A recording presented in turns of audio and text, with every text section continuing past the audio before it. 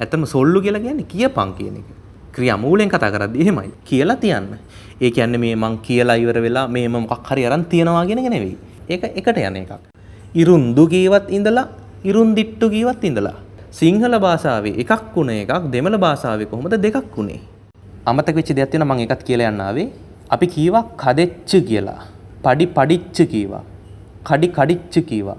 සමයි සමෙච්ච කියලා කීවා. මේ ඇවිල්ලා කතනය. ඔයා කාලා එන්න. කෝල් කරලා මට කියන්න. දොර ඇරලා එන්න. කතා කරලා බලන්න.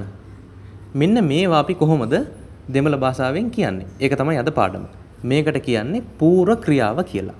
අද පාඩමෙන් මම ඕගොල්ලන්ට කියලා දෙනවා අපි නිතරම භාවිතා කරන ක්‍රියාමූල 5කට අපි කොහොමද මේ පූර්ව ක්‍රියාව හදාගන්නේ කියලා. මේක ඊටාම වැදගත් පාඩමක්. ගොඩක් දෙනෙකුට පැහැදිලි කරගන්න බැරි කරුණු කාරණා කිහිපයක් මම පැහැදිලි කරලා දෙනවා මේ පූර්ව ක්‍රියාව සම්බන්ධව.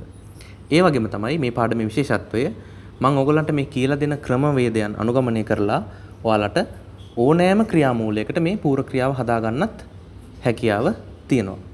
පළවෙනි ක්‍රියාපදේ අපි නිතරම කරන එකක්. කතා කරන එක. කදෙයි. කදෙයි ක්‍රියාමූලයේ කදෙයි. මේක අපි කියනකොට කියන්නේ කද කියලා. සාමාන්‍යයෙන් ඔයගොල්ලෝ දැනගන්න ඕන දෙයක් තමයි අපි කතන භාෂාව තුළදී මේ I කියන සවුන්ඩ් එක එහෙම ලොකුවට බර කරලා අපි කියන්නේ නැහැ. අපි කිව්වොත් එහෙම කුදිරෙයි කියලා කතනයේදී වෙන්නේ කුදිර. එරුමෙයි කිව්වොත් එරුම. අන්න ඒ වගේ කදෙයි කියන්නේ කතා කරනවා. නමුත් මේක අපි භාවිතා කරනකොට කද කියලා තමයි යන්නේ. මේකේ පූර්ව ක්‍රියාවේ ආකාර දෙකක් තියෙනවා. හැම ක්‍රියාවකටම පූර්ව ක්‍රියාවේ ආකාර දෙකක් තියෙනවා. ඒක මම පැහැදිලි කරලා දෙන්නම්. පළවෙනි ක්‍රමය තමයි කදච්චු. අනිත් එක තමයි කදච්චිට්ටු. කදච්චු කදච්චිට්ටු. මේ දෙකේ වෙනස මොකද්ද? ඉට්ටු කියලා එකක් වැටලා තියෙනවා. හැම ක්‍රියාමූලයකටම මේ විදිහට පූර්ව ක්‍රියාව ආකාර දෙකක් තියෙනවා. කදච්ච පාරංග කතා කරලා බලන්න.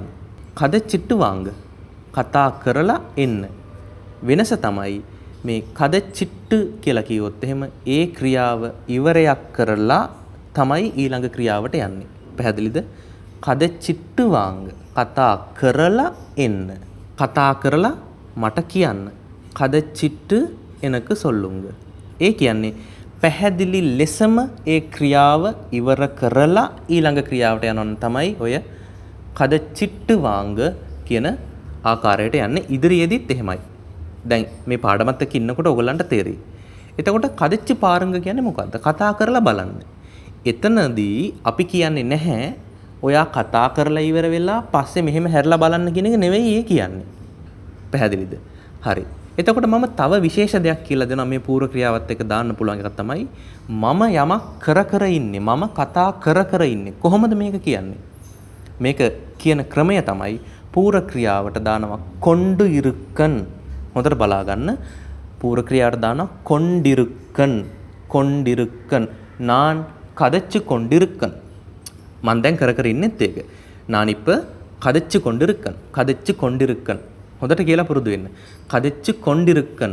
ඒ කොණ්ඩිරුක්කන් කියන කෑල්ල දැම්මොත් එහෙම ඒකේ තේරුම තමයි මම මේ මොහොතේ ඒ දේ කර ඉන්නේ කියන එක. දෙවෙනි ක්‍රියාපදේ තමයි පෝ. පෝ කියන්නේ යනවා කියන එක. මේකෙත් ආකාර දෙකක් තියෙනවා. පෝයි කියලා කියන්නත් පුළුවන්. පෝයිට්ටු කියන්නත් පුළුවන්. පෝයි පෝයිට්ටු. ගිහිල්ලා එන්න. පෝයිට්ටු වාංග. පැහැදිලිද? ගිහිල්ලා කෝල් කරන්න. පොයිට්ටු කෝල් පන්නංග. ගිහිල්ලා කියන්න. පොයිට්ටු සොල්ලුංග. කොණ්ඩිරුක්කන් කියන එක දානවා නම් පෝයි කොණ්ඩිරුක්කන්.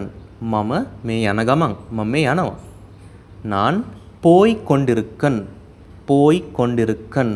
තුන්වෙනි ක්‍රියාව තමයි අපි කැමති මේක සාප්පිඩු. සාප්පිඩු. සාප්පිඩු කියන්නේ කනවා කියන එක. මේකෙත් ආකාර දෙකක් තියෙනවා. සාප්පිට්ටු සාපිට්ටිට්ටු. හොඳට කියව ගන්න. සාප්පිට්ටු සාපිට්ටිට්ටු. සාප්පිට්ටු සාපිට්ටිට්ටු. කාලා බලන්න. අපිට කියන්න පුළුවන් සාපිට්ටු පාරංග. සාපිට්ටු පාරංග. ඒ කියන්නේ මම කලින් කීවත් වගේ කාලා ඉවර වෙලා බලනවා නෙවෙයි. කාලා බලන්න කියන්නේ එක දෙයක්. එක ක්‍රියාවක්. සාපිට්ටු පාරංග. හැබැයි මම කියනවා කාලා එන්න. சாப்பிட்டுட்டு வாங்க. මං කාලා එන්නම්. நான் சாப்பிட்டுட்டு வாரன். நான் சாப்பிட்டுட்டு வாரன். சாப்பிட்டு මේවා කිය හුරු වෙන්න ඕන.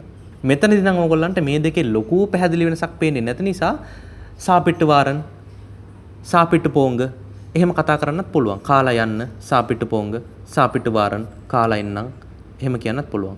මම කකා ඉන්නේ. මං කකා ඉන්නේ. நான் சாப்பிட்டு கொண்டிருக்கேன். මාත් එක්ක කියලා ප්‍රැක්ටිස් වෙන්න මේවා. நான் சாப்பிட்டு கொண்டிருக்கேன். நான் சாப்பிட்டு கொண்டிருக்கேன். நான் சாப்பிட்டு கொண்டிருக்கேன். මම කකා ඉන්නේ.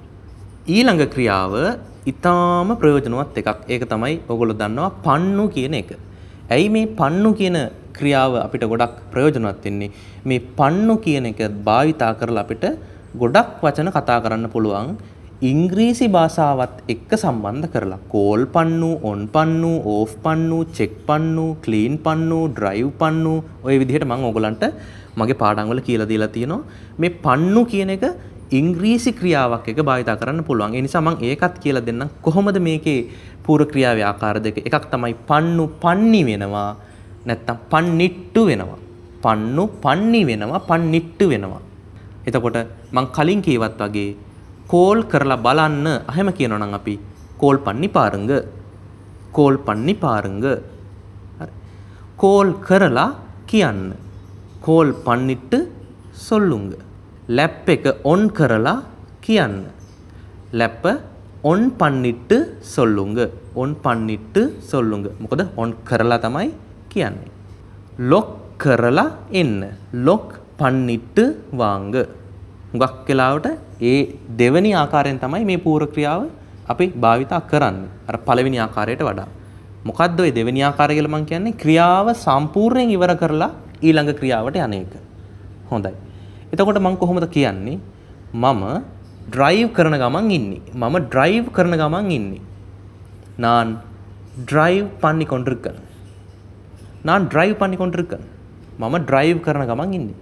එතකොට ඔයාලට කැමති ඉංග්‍රීසි ක්‍රියාවක් එක්ක මේක භාවිතා කරන්න පුළුවන්. ඔය සමහර ඒවාට විතරයි ඒක භාවිතා කරන්නට බැරි. මම මේක ප්‍රොමෝට් කරන්නේ නැහැ. නමුත් ඕගොල්ලෝ දැනගෙන තියාගන්න. ඒක වටිනවා. පස්වෙනි එක තමයි සොල්ලු. මොකද්ද සොල්ලු කියන්නේ? කියන්න කියලා. ඇත්තම සොල්ලු කියලා කියන්නේ කියපන් කියන එක. ක්‍රියා මූලෙන් කතා කරද්දී එහෙමයි. ඒකේ පූර්ව ක්‍රියාව යන්නේ එක්කෝ සොල්ලි කියන්නත් පුළුවන්, සොල්ලිට්ටු කියන්නත් පුළුවන්. ඒතර දැන් ඕගොල්ලෝ හොඳට මේක අධ්‍යයනය කරගෙන බැලුවා නම් ඔයාලට තේරෙයි ඔය දෙවෙනි ආකාරය කියලා මම මේ පැහැදිලි කරන එක මොකද්ද? පූර්ව ක්‍රියාවේ ඔරිජිනල් ෆෝමැට් එකේ අගට ඉට්ටු කියලා එකක් එකතු වෙනවා. ඕකනේ වෙලා තියෙන්නේ. හොඳට බලන්න. සොල්ලි සොල්ලිට්ටු. කලින් කිව්වේ පන්නි පන්නිට්ටු. සාපිට්ටු සාපිටිට්ටු. ඔය ආකාර දෙකටම යනවා. දැන් ඕගොල්ලෝ දන්නවා. කියලා බලන්න. කියලා බලන්න. මේක එකටම යන එකක්. සොල්ලි පාරංග. සොල්ලි පාරංග. එහෙම නැත්නම් මම කියනවා මේ කියලා තියන්න. කියලා තියන්න. ඒ කියන්නේ මේ මං කියලා ඉවර වෙලා මේම මොකක් හරි අරන් තියනවා කියන එක නෙවෙයි. කියලා තියන්න. ඒක එකට යන එකක්.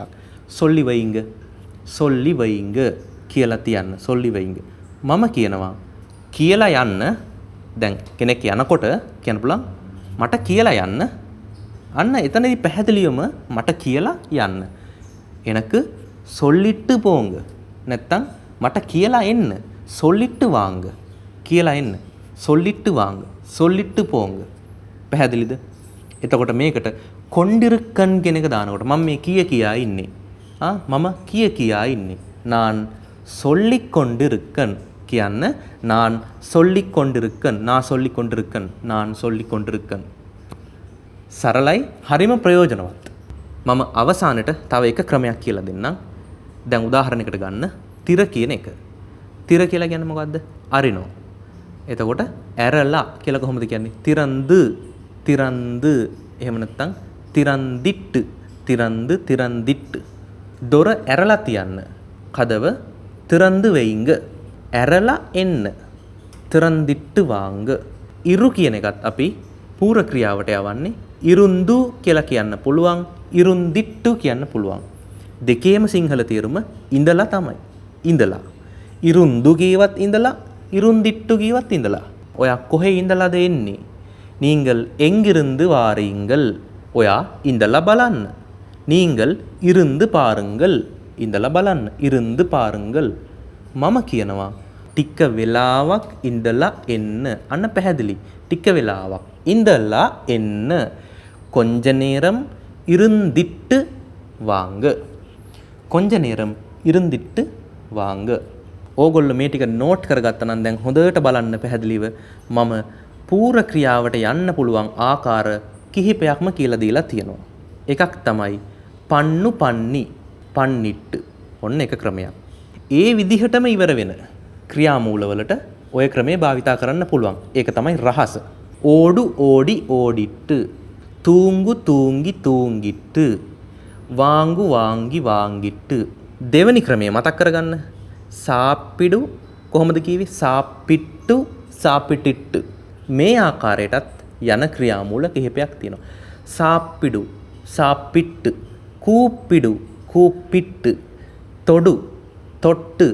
පෝඩු පෝට්ටු. විඩු විට්ටු. පහයි. සාප්පිඩු කූප්පිඩු තොඩු පෝඩු විඩු. ලියා ගන්න. ඊට පස්සේ මම අන්තිමේට තව ක්‍රමයක් කියලා දුන්නා. තිර තිරන්දු තිරන්දිට්ටු. තිර කියලා ඉවර වෙන ක්‍රියාමූල තියෙනවා. නඩ කඩ තිර පුර කල ඕකට එකතු වෙනවා ඉරු කියන එකත්. ඉරු ඉරුන්දු ඉරුන්දිට්ටු. ඔන්න තව ක්‍රමයක්. ඊට පස්සේ මම ඔයගලන්ට කියලා දුන්නා ඉච්චු කියලා. මතකද? කද කදෙච්චු නැත්තම් කදෙච්චිට්ටු. මේ ක්‍රමය අනුගමනය කරන්න පුළුවන් ඊ සද්දෙන් සහ අයි සද්දෙන් ඉවර වෙන ක්‍රියාමූල. කදෙයි කදච්ච කදච්චිට්ටු. උයනවා සමයි සමච්ච සමච්චිට්ටු. නිනෙයි හිතනවා නනච්ච නනච්චිට්ටු. අඩි ගහනවා අඩිච්ච අඩිච්චිට්ටු. පඩි පඩිච්ච පඩිච්චිට්ටු. කුඩි කුඩිච්ච කුඩිච්චිට්ටු. හොඳට මේක අධ්‍යයනය කරන්න. ඊ සහ අයි සවුන්ඩ් එකෙන් ඉවර වෙන ක්‍රියාමූල. දැන් ඕගොල්ලන්ට මම පූර්ව ක්‍රියාවට යන ආකාර ගණනාවක් කියලා දීලා තියෙනවා. මේ පාඩම තව පාරක් බලන්න. තේරෙන්නේ නැත්නම් තවත් පාරක් බලන්න. බලලා හොඳ නෝට් එකක් හදාගන්න. ඕගොල්ලෝ දන්න හැම ක්‍රියාමූලයකටම පූර්ව ක්‍රියාවේ ආකාර දෙක ගලපගෙන වාක්‍ය ගොඩක් හදාගන්න පුළුවන්.